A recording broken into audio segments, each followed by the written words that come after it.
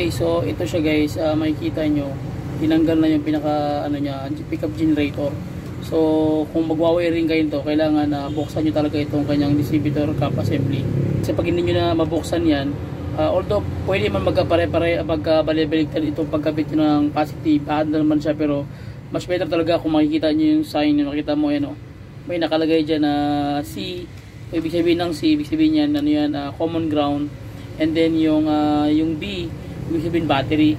So dito either positive or negative, pwede baliktad. Pero pag dito ka magbe-base, kailangan talaga kung saan yung common ground, ito yung common ground. Ito na kulay brown. So itong black, ito yung battery. So ito yung magmumula sa susi, sa ignition. Okay, from battery to ignition and then papunta dito. So ito naman ground guys. So papunta naman nandito sa ano mo, sa distributor. So same case pa rin sila. Ito baklasin ko muna ito tapos para makita nyo yung pagkakaano. So mali yung diagram nito. Ayan o. So puputulin ko to tapos iayusin ko yung yung wiring nito. Ito naka-harness na siya, nakabalot. So hindi na alam kung saan napunta yung wire niyan. So ganun pa rin, susi pa rin yung isa. Dito naman ganun din. Ito positive, balas kasi yan eh. Ito makikita nyo, ayan. So positive yan mula sa susi. Tapos didiretso dito, ito ay tatawag na balas.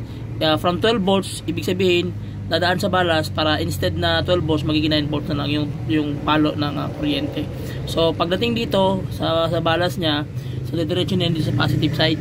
So pagdating dito sa positive side, ang mangyayari niyan guys, tawag yan, babato na naman yan siya ng tawag niya ng 12 volts punta dito sa CDI. And then yung kanyang ground side is papunta naman doon sa kabila, papunta naman siya dito.